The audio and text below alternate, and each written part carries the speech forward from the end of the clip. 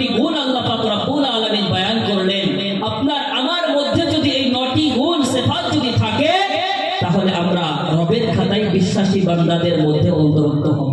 কি কি গুণ আরেকবার বলে দিই, শুনেন। আল্লাহ পাক রব্বুল আলামিন তিনি সুন্দর করে বিশ্বাসী বান্দাদের জন্য নয়টি গুণ তিনি বর্ণনা করলেন। এক নম্বর গুণ হলো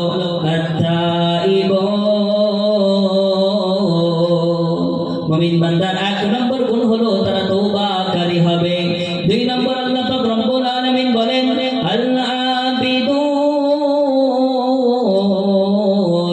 আমার মুমিন বান্দার দুই নম্বর গুণ হলো তারা ইবাদতকারী হবে। তিন নম্বর গুণ আল্লাহ বলেন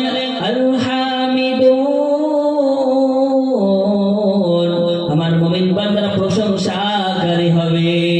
চার নম্বর আল্লাহ বলেন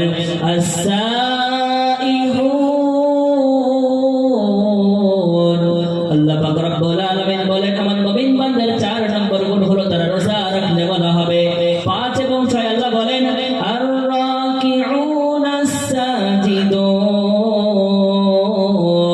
আমার মুমিন বান্দার রুকুকারী হবে এবং সিজদাকারী হবে।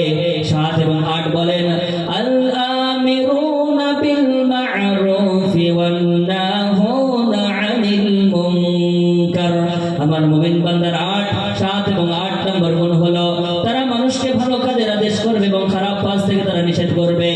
আল্লাহ পাক রব্বুল আলামিন 9 নম্বর গুণ তিনি বলেন ওয়াল হাফিযুনা লিহুদুদিল্লাহ।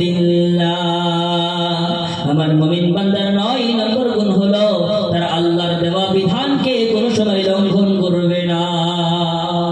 এই 9টি গুণ আপনার আমার মধ্যে আনতে হবে। আনবো ইনশাআল্লাহ, আনবো ইনশাআল্লাহ। মুসলমান সবাই হাত উঠিয়ে বলি তো একটু ইনশাআল্লাহ। সকলে হাত উঠাই রাখছি আমরা সকলে ইনশাআল্লাহ এই 9টি গুণকে আপনার আমার মধ্যে আনার চেষ্টা করবো ইনশাআল্লাহ। আমরা সকলেই চেষ্টা করবো ইনশাআল্লাহ এই 9টি গুণকে আপনার আমার মধ্যে আনার সবসময় আমি চেষ্টা করব। যদি